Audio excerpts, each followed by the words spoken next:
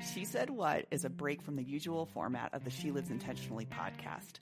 It's where two other women from the She Lives Intentionally community join me as we unpack an aha moment, we drop a hot take, and we react to a total WTF. So let's get into it.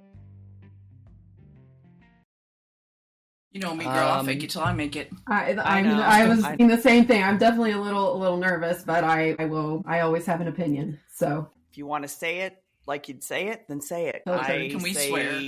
All kinds of stuff. You can swear. Damn it, George, swear. You can say whatever you want. Sometimes that takes us on a different topic. Who knows? On a recent episode of Rethinking with Adam Grant, the Pinterest CEO, Bill Reddy, shared why the company re-engineered its platform to focus less on outrage and addiction and more on showing people what actually inspires them. Instead of only seeing body types you'll never relate to, Pinterest helps you try on fashion with models who look like you. They even took a financial hit to stick with this vision. And now they're seeing users actually return for the same reason. I am one of them, because they loved social media in the first place, which was all around inspiration instead of doom scrolling. So I'm going to start with a fairly easy, fluffy question, and then we can kind of get into this. This was a fantastic podcast, by the way. You each need to listen to it if you haven't already. If the algorithm reflected what you actually wanted, not what keeps you addicted, what would it focus on? And would you feel differently about social media? So I think for me, one of the issues that I have with algorithms across any of these social media platforms is they're showing me almost too much of what I want to see and not enough of what might be new or interesting or, you know, something that I want to discover. I find that especially frustrating on Spotify with music, that, you know, I will go to a new artist that I'm just hearing about, and I go to the artist radio because I want to explore more of that type of sound. And half the songs in the radio are songs that I've already saved in other playlists because the algorithm, it thinks that's what I want to hear. And, you know, I realize, especially on a lot of the platforms like Pinterest that are monetized, you know, they're getting advertiser money.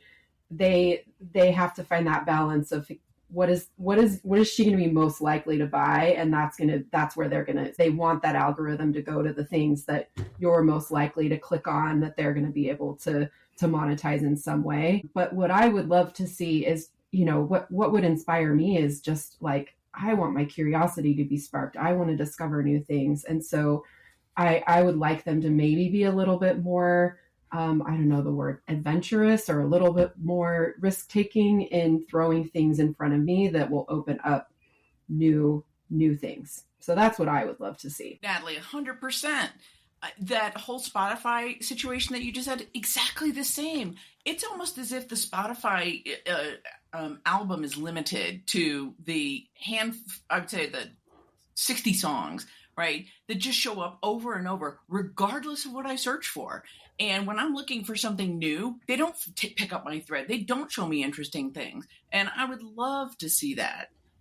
And I think some of the social media sites just over-index. You know, once they've got you, you know, I like politics. And so they've pegged me as a certain sort of political bent, and they over-index on it.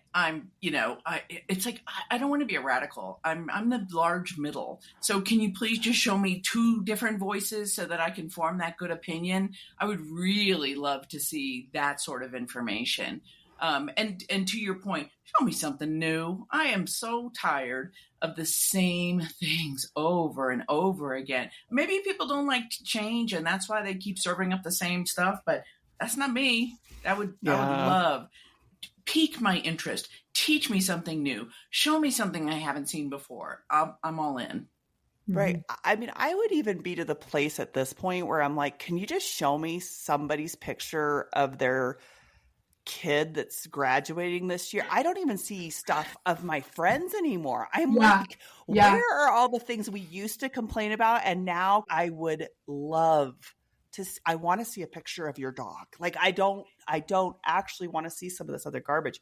I don't spend enough time on it then to know that it's not serving me up what I do or don't want. Mm-hmm. But I feel At this point, I probably spend the most time on Instagram. And I've even carved that back a few weeks ago because that's what was happening to me. It was the algorithm clearly knows what I want to see. And now I'm seeing too much of it to the point where I was like, I got to retrain it. And I almost have it to that point. I had to unfollow a lot of people, but it has now figured me out to be someone who wants to watch women's sports. I clearly need to buy some compression socks, and it shows me cats. And I'm okay with that now. I love that. But you make a really good point about when you were talking about like the people you follow.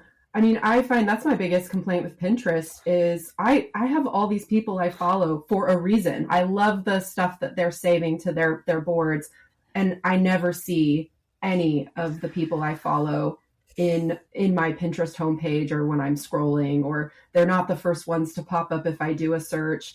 And Instagram is getting that way too. You know, it's like every fifth post is maybe someone I follow. But yeah, it's like so many advertisements in there. And then, you know, I would also like to see more of the, you know, Facebook did actually, there's a little tab. I just noticed it recently. I'm probably way behind the times, but they, in the app on the phone, there's a little tab at the bottom where you can just see the people you're following in your feed. So it's like a separate feed now. But did you notice in that feed? So I don't use the app anymore because it was too much, right? And so I actually have to physically go into the online version. And so I sort by feeds, and then it's friends feeds. And I might see 5 or 6 things, and then it literally loads. Like, oh, we'll try to find some friends of yours. And so I go, is nobody posting on Facebook anymore? I certainly know that my personal posting is way down. I'm not getting it. Social media isn't serving me anymore. And that's, I don't even know what that has to do with, you know, your question, but I don't see, like you said, I don't see whose kids graduated. I don't see those first day kindergarten classes. So-and-so got married occasionally, and that's why I'm there. So I just feel like they're losing me because I'm not getting what I needed from it. So well, you just said that it's not serving me. It's actually interesting because I had this instance where somebody who I hadn't seen since college, and because we as a family had traveled to Philadelphia to go visit my husband's family, and suddenly this friend I hadn't seen since college had posted that he was eating dinner at some restaurant. That I was like, oh my God, James, are you here now? And then like we're messaging each other back and forth. And so we ended up seeing each other in Philadelphia because of Facebook, and then COVID happened and crazy politics stuff started happening. And I need to just get off of it. But at the time I was publishing a book. And so I had my book publisher's like, you just need to start posting stuff. And I'm like, I don't post now. What would I post about? Oh, your life. Anyway, a year ago, when starting She Lives Intentionally, somebody was like, it's all about you. And I'm like, but it's not all about me. I think I need to just have an account for She Lives Intentionally, in which now I've kind of turned into my own personal posts too. But I got rid of my Marney Andy's account. I got rid of Facebook, which Facebook doesn't like it when you get rid of your personal account. No, they get really pissed off at you. They want you to come back. So I battle that now on the daily. But it's so interesting that you just said it doesn't serve me. That's what's happening. And I hadn't quite put my finger on it, which is why it serves me now with this, because I send content out, right? But I don't even sit on that stuff. I mean, that's a lot of the stuff I'm doing. I'm scheduling it. Yeah. You're not even taking the stuff in. It really is an interesting podcast because, to Pinterest credit, part of what they're willing to, he says, willing to give up is all these people being on it, as long as it becomes that place of Pinterest gets me. I'm paraphrasing, but they know I'm looking for ball caps in every shape and size all the time because I love to wear ball caps. So like, it serves you what you want versus it's not serving me up 5-inch stilettos because I will never wear heels again. So you know what I mean? Like, he's like, we see you, we want you to have that content, and they're trying to be more mindful about kids, which this is part of. I would love your take on this, which is maybe not so much about the younger generation and whether or not they're spending too much. I don't even want to argue whether they aren't spending too much time, but I do wonder about like if social media isn't serving both of you, because in your own ways, you said that, I said it too, it's not giving you what you want. So what are you doing instead of social media? Do you talk about it with your friends or family of like what you do instead of being on social media? I still spend plenty of time on social media. So even if I'm complaining about it, you know, we all love to complain about the things that we spend way too much time on. But I have had it's a new to me social media discovery, which is an app called Marco Polo, where you can record yourself. It's a little like Snapchat. You're just recording little snippets of, you know, yourself talking into the camera, and it's like having a recorded text message thread with a friend.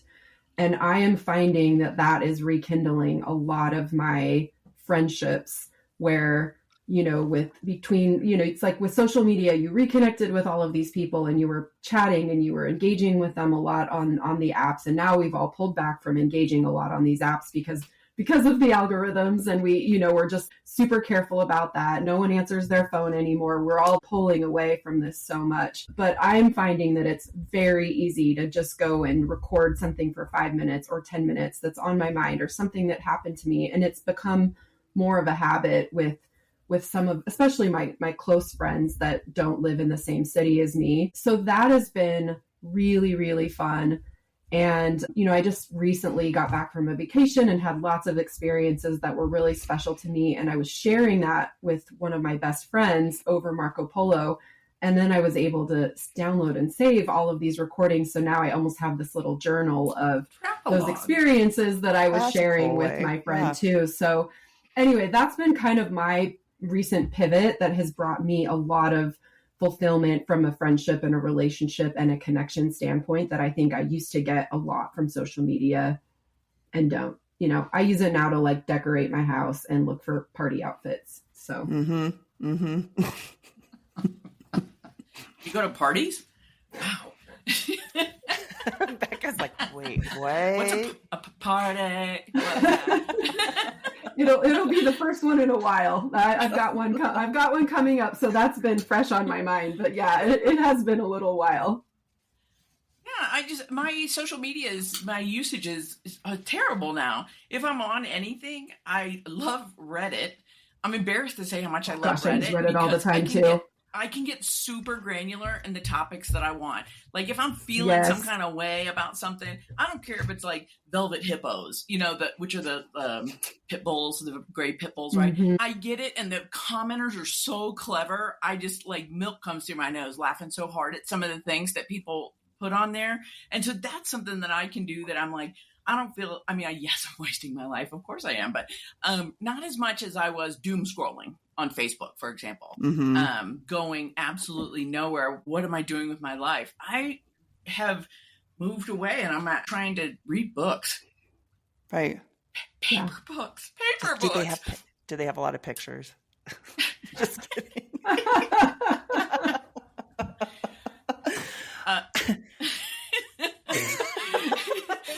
No, because my current genre is romantasies.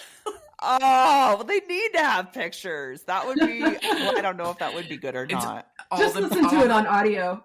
People do that. I'm like, no, all the encouragement I need is going on in my brain. Thank you. Marney, why are you blushing? You're so blushing. It's my thing in the moment, right? And then in another 2 months or something, I'll go like, nah, I'm all done with those. I can't, stand any more milquetoast sex scenes. So I'll just move on to something else. And like, I like, whatever's on the top lists and history books. And well, both of you just mentioned things. I have used Marco Polo before. Actually, one of the other members years ago, she sent me this thing, and pretty soon I'm not kidding you, I think it was like 6 months later, and I was like, what the hell is this Marco Polo? She's like, you haven't been looking at any of them? I'm not kidding. Because I was like, I don't know what it is. Sending them. Although I will say, I get that. Yes. What a great way to say, like, it could be a journal. I never even thought about it like that. And Reddit, I just, maybe it's just not so much of that social media is bad. It's just what stuff are you using and how you're using it. I think from a business standpoint, the more that competition has entered, and Becca, you made me think too. Substack's another one that I've recently gotten super into. the more different platforms that have come up that aren't just owned by Meta, the more competition that comes into this, the better it's getting. And then we do have more options. But we've got to I think that we will start to see a move in a new direction because more and more platforms are coming into the game, and there will become kind of more of an equilibrium for, hey, we're now getting what we need. We are being served now by at least a handful of these sites, and some of the other original players are having to make adjustments to meet that competition and to still be relevant. And I choose, Natalie, right? I recently got into Substack as well. Some friends of mine started posting and invited me to follow them or whatever it was. Oh, these are clever women and I really like the way they think about the world. And so do I get fed more of that sort of content? Yes, but also other things too. And I'm like, let's go. I'll try this. Natalie, I want to ask you about Marco Polo because I was like, oh, that's fascinating. And I'm not trying to be provocative here, but what happened to a phone conversation where I call my friend and we chat about, and I tell her about the vacation, and is that whole kind of one-way conversation, and then I wait until it's convenient for them to give a response?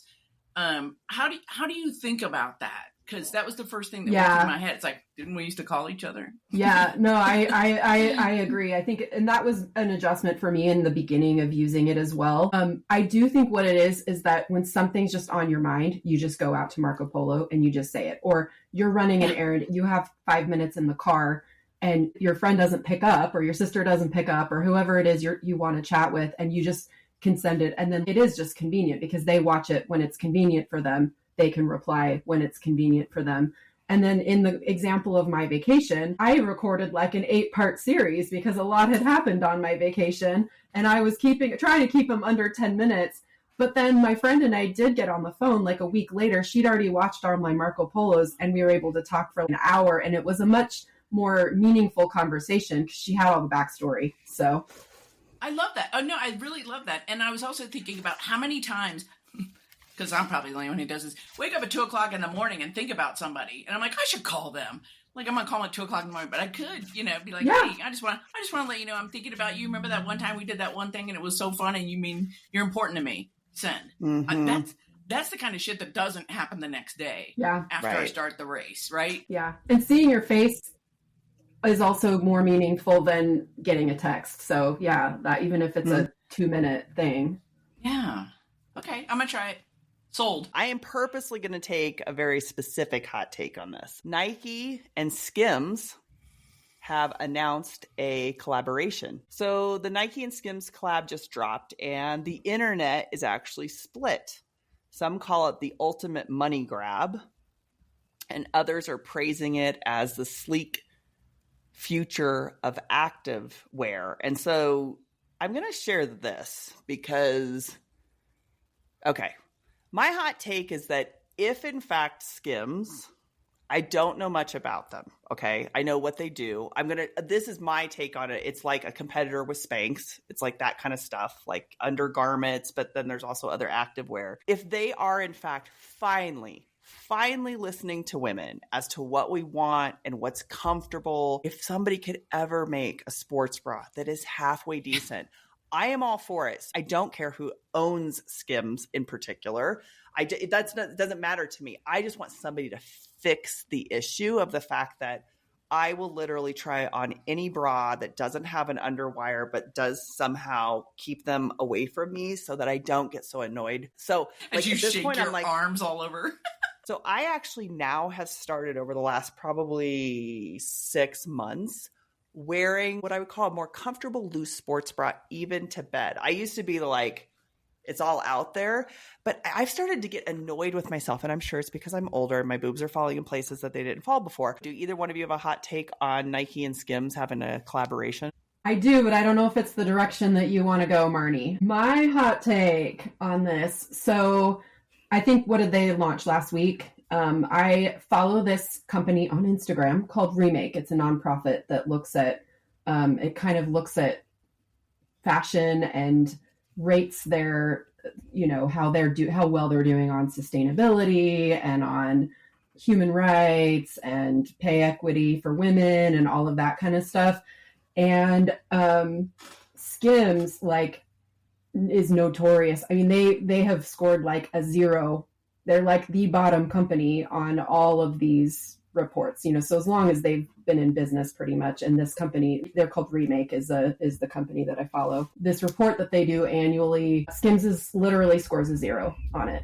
And so I think my initial take is, you know, I saw them kind of post about the SKIMS Nike thing from that perspective, and it resonated with me a lot because Nike has made a lot of commitments in their, you know, in their mission and their strategy to have a focus on, you know, their supply chain and sustainability and all of these things that, you know, do matter to people and really to women. I mean, and if you think about women, not just the people who are the consumers of Nike, but it's women working in the factories in Asia that are producing the clothing and all of that. And so I think that was kind of what resonated with me. So that's really my take on it, is I think it really kind of goes against what Nike's mission has been. And it feels a little bit, they're selling out. Agree 100%. Yeah. So, a couple things. So first of all, like, believe it or not, I took the page out of my 28-year-old daughter's book and said that I know who owns SKIMS. I know who runs it, right? Whose name is associated with it. And she's like, I'm not giving them a dime. I hear you. I don't want to buy a product from somebody because they're an influencer, right? No, not happening. So strike one. The next thing is that Nike is stalled in the market, right? So Nike stock is, I've been reading about Nike lately, just even before this came up, and they're floundering. So they're grabbing at straws. And so this is copping out. This is the cheap exit to try to get a generation of people who do like that brand because of who it's associated with, to try to be more contextually relevant to a certain audience, which is not me. So strike two, it's a cheap shot, I think. And then thirdly, in going in a little bit different direction. So we're not on video, but I'm a bigger girl, but I'm athletic, right? And so Marney, I share the bra thing. I have 100 sports bras trying to keep the D's down, but it's never going to happen. But I don't really think that, you know, the SKIMS partnership is going to address that either, because that's not really what they're in it for. They're not in it so that Becca can exercise more effectively. And then secondly, if I have to wear shapewear to go to my freaking kickboxing class, God help us all, right? Because that is the last thing that I mean, again, wrong audience. I'm not the audience for this hot take, quite frankly, because I don't give a shit what somebody thinks about what I look like at the gym. Somebody does. And that's who they're selling to. So that's an even hotter take. Is that it? That's all you got, Hammer? Strike three. Like, put the period on it. Boom. Boom. Okay. So let me just share this with you. So this morning when I was out on my walk with my husband, I said Nike and SKIMS is one of the topics for today. She said, what? I go, I think I'm going to take the hot take that it would be really great if this all helps us have better activewear. And he's like, sure, said the person who was like, if it was doing the easy thing, the consumerism thing, then, because I've been sharing him, I'm like, it's sometimes hard to sell to women to like, hey, come into this space where we talk about good things for you, or we navigate really hard shit you got to talk about. It's not an easy sell, but you know what's an easy sell? Selling on women's insecurities. And so it hit me a few weeks ago, and I'd said this to one of the people that I work with, and then of course I shared it with my husband. I said, I follow the CEO of Spanx, and she always does a lot of great business stuff. You're like, oh, she's kicking ass. She's a woman-owned business. She started in her apartment, all these things. And then I was like, wait a second. Wait. She's made her money off of selling into the idea that you need to keep all that crap compressed in. I'll never forget when I heard about Spanx for the first time. I was like, what are these Spanx things? And I remember wearing a pair of them for the first time. I was in a cocktail dress, and Spanx are so damn tight that if you're wearing like the full things that are supposed to keep you all in, you actually, well, let me just say this. I didn't wear underwear because there's so much so that you don't even get out of Spanx. Basically, once you put them on, you roll them off too. And if anybody saw the video right now, okay. You have to pull the fabric apart as you're sitting on top of the toilet thinking, I can't get this thing off, but dear God, don't pee on this because I got to go wear this for 2 more hours at this fucking black tie affair. So anyway, we're at this place and then we had to drive and I'm sitting there in the car. And again, first time wearing Spanx. And all of a sudden I'm like, oh. And the person next to me, who I'd at least known for a while, I go, well, I'm wearing Spanx for the first time. And it just all fell out. It's just all now outside of the Spanx. She's like, oh my God, I don't even know what to do with that. I'm like, you're telling me. I'll tell you what I don't know what to do with right now. So, what am I going to do? Anyway, I never even knew about Spanx. And so I keep thinking, it's like that same thing of we wouldn't need these things if we didn't think we needed these things. I'm like, you know what? What happened to the days where I just have underwear lines? Who gives a shit? BPL? Yeah. Marney. I can airbrush it out, okay? I'll Photoshop it out if you have to go there. If you're going to be so daft. That's my way of saying, like, when Natalie, you're like, I'm not sure this is where you want to go. I'm like, please take it there. Please take it there. Well, but I will say this. I think there are probably people that look at this and say, maybe this is a good thing.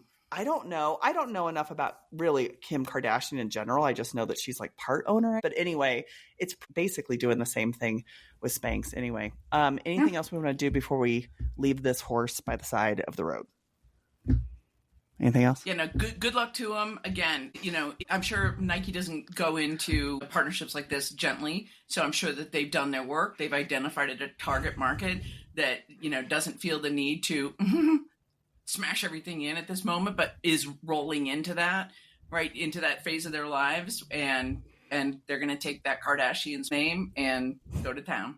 The silver lining I think I'm hoping for, at least at this place, is that whatever she does to pump maybe some money into the WNBA, because that's also part of this partnership, is like they're starting to advertise. If there's anything that can get some sort of, instead of, I don't know, that because then you could go the other way. It's like, oh, they're making money off the WNBA, whereas like if this could help continue elevating it, I don't know. I'm going to try to find the silver lining. I mean, the marketing's been beautiful and pretty brilliant in my opinion from what I've seen for it, and it does seem they really are focused on athletes. And so for this, that it is everyone in the marketing campaign is a lot of the top women professional athletes that are wearing it. And so if it does end up being that it is, more about the performance and how it enhances that for women and the focus that it can bring to women's sports, I support that conceptually. Right. I hope those women are making bank. Right. Are they wearing it because they're getting paid to wear it though? Or is it because it works? And then secondly are they going to do a portmanteau of the name of Skims and Nike, like Psyche or Sticky? So far, no. But hey, going back to social media, you never know what the internet will do with this. So right. Fingers crossed. You know what, though? There's part of me that's going to, and this would take us down a whole other thing. I know we need to get to the last part, but I will say this. I hope they are getting paid a shit ton of money to wear it. Well, and there's a lot going on with the WNBA now, right? I mean, this week's news. And so there are future money opportunities available. So yes, there are. Capitalize all the way to the bank. Mm-hmm. Okay, let's go to the WTF. We'll round it out here. The newest body modification, tooth tattoos. In China, I'd explain this. In China and beyond, dentists are now offering 3D printed crowns with custom engravings, phrases, logos, even little designs that can be etched right into your molars. And some clinics even push them as free upgrades right now, but the dentists are warning, I would think so, are warning about enamel damage and the risks, but it hasn't seemed to stop the trend from spreading on TikTok. I'll get your natural reactions here, but If you could engrave something on your tooth, what would it be? No regrets. Not even one letter. Is this taking the place of a grill? But I think a grill you could take out, right? Whereas this is permanent, and I think that's the difference. So it's a cap or a crown, you said? That's 3D I think it printed? can be whatever you want. It's like, imagine if maybe you had veneers, and now you're going to permanently put all this stuff across influencers. Maybe that's what we're going to start seeing. You remember years ago when they used to pay people to get tattoos of the brands on themselves, right? Is that the next iteration that I get, teeth with logos on it or something? I don't know. There's part of me that says, I don't know why I would be surprised. I mean, I would think that maybe if there's a problem with this, you probably go back to like doing any kind of markings on your body in general. I know that I came from, I have 1, 2, 3, 4, how many tattoos? I think I have 5 tattoos. I feel like it's the season of another tattoo. Fall always feels like the time I need to go get something else. Tattoo. But I was raised in a family where, especially my late dad was adamant to not have a tattoo. So what was the first thing I did when I went to college? Get a tattoo. Rebel. I know, isn't it? No, it was a canardly tattoo. You could hardly see it. And the way I did it was I put it on my foot so that it would be seen in flip-flops, but in the 90s pumps heels, you wouldn't be able to see it in a job interview. Well, it's better than a tramp stamp, right? Or was that your next one? I actually think that trend is coming back, and the tramp stamp. And I mean, it is a beautiful spot on your body to have a nice large tattoo if you don't want to do it on your back and shoulders. So I don't know. I mean, I don't know. I think people should put their art in the part of their body that they want to. Marney, I thought this was, you were going to do the ear tattoos, because I've been seeing like the inside of the ear tattoos. Again, we're not being videoed, but you should have seen the look on my face. I was very surprised. I have not heard a peep about, although I'm not on TikTok, so I haven't heard a peep about teeth tattoos. I just kind of think about, we only have so much real estate on our bodies, and humans since the beginning of time have been decorating. We decorate ourselves, whether it's permanent or or not, through makeup or paint or whatever. We put things on our bodies to be beautiful or to make a statement or whatever. And a few years ago, I had this is not a tattoo thing, but a jewelry thing. I had all of my house broken into and all my jewelry stolen, and so I was kind of going through a weird thing with jewelry where I just, wasn't sure if I really wanted to wear jewelry again. I was traumatized by the break-in and everything. And then when I started buying jewelry again, I just started being really particular about, I don't want to wear big necklaces because it gives me a stiff neck, and I don't want to have big stretched out earlobes, so I'm not going to wear big earrings. And so I started thinking more about doing more with smaller pieces. And so I got a few piercings and was really enjoying having kind of that extra, hey, I can wear more jewelry. I just, have to do it in more creative ways. And so that's kind of what I think about with the teeth thing. Maybe it's just a trend and it will go away and people will have to spend a lot of money getting them removed. But maybe it's just a piece of real estate that we hadn't really considered before. You're like the consummate optimist. I love that. Thank you. I'm like, I feel so catty after I think. After I hear you and your unbelievably thoughtfully reasoned response, I'm like, shit, I have nothing to say. It won't make me sound like an ass. I had to break it down in my mind a little bit before I said anything, so that's why I didn't jump right in. It was so good. I don't even know what to say. Exactly. It was so good. Do you have? Wait, now let me ask this. Do you have a tramp stamp? Your face did something funny when you said it. No, I don't. But I don't. I feel like, and this is probably me, I'm going to date myself here. I went to junior high school, and college in the 90s. And that's when, everybody was getting those.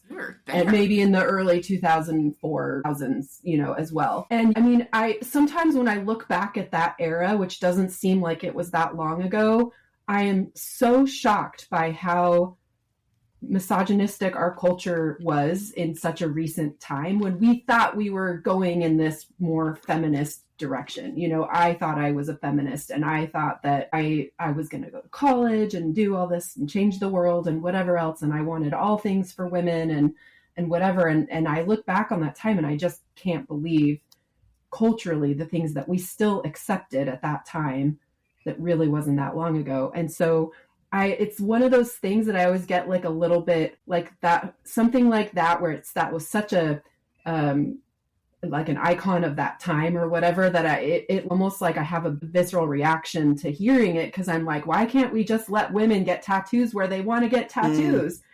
You know, do we have a term like that for men getting tattoos in weird places, or in which again, lower back, that's not even a weird place. It's like it's a perfect spot to put a big, beautiful tattoo if you don't want it to be on your upper back, you know? That was more my reaction, was that I want to get away from, I want to always remind myself to not be thinking about the worst, you know, how to judge and think the worst of women. First of all, thank you for saying that. You know, there's a double standard. It's like, if you want to put something on your body, put it on your body. But the fact that it's called a tramp stamp. So my take's a little bit different because I'm apparently a little older than both of you.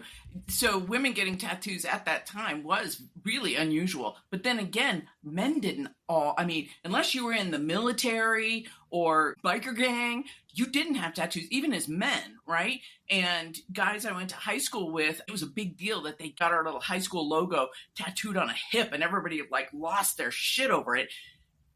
It's laughable today because tattoos are so ubiquitous, but I think that anytime you're changing the culture, the first people to try something do get ridiculed, they do get judged, they do get, until it becomes something that picks up steam and becomes a norm in society. My husband got his first tattoo and I lost my mind, right? I'm like, what are people going to say? You're never getting a job, you know, because it mattered at the time. It mattered.